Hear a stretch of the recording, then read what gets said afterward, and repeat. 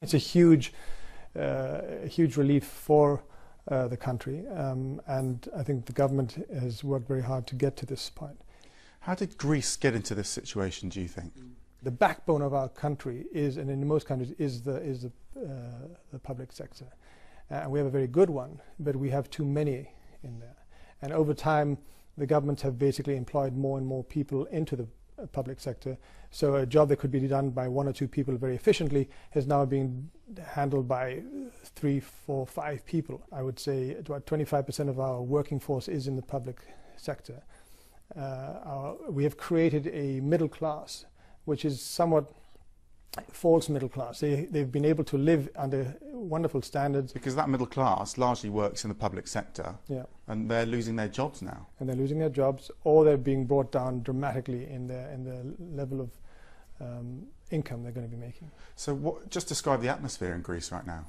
The whole country is not as aggressive as what you're seeing in the Constitution Square. There's a lot of people who are very, very good people who want to work hard. And to those people is who we have to direct our attention to. We're about 11 million Greeks in Greece, another equivalent maybe 10 to 11 outside.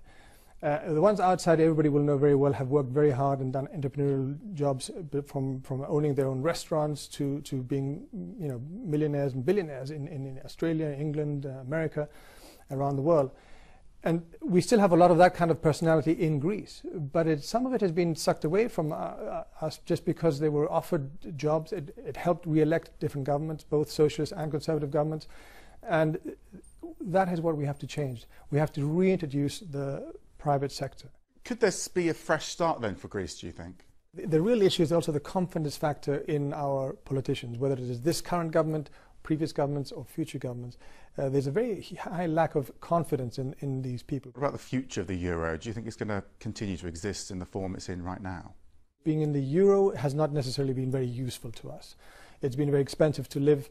The cost of living in Greece has gone up, and the minimum wage is around 600 euros. That will drop now to 300 euros. So it's very expensive to live. How can you survive under those conditions?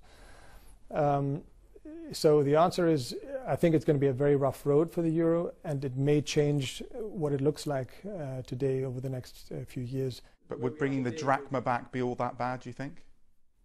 Bringing the drachma back today would be very painful, and would cause a lot of problems. I mean, you would reduce the net worth of anybody from 50% right there. But the only good thing that would come out of that is that you'd be at a completely rock bottom, and you can start from the bottom and work your way back up.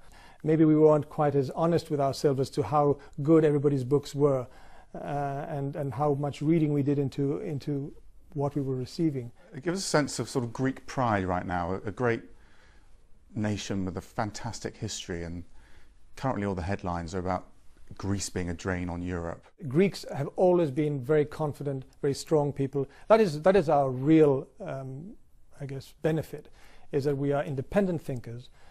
We will always get up on our feet. We sometimes act the best when we are downtrodden. So I'm really confident that the future is actually going to be very good. We are in serious trouble that we get rid of this fat and try to put ourselves back on line again.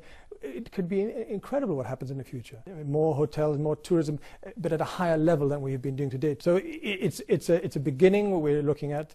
I think it's a long road ahead, but I have very confidence that we can get there. We just have to put in one step in front of the other, and really look to help each other in the right way.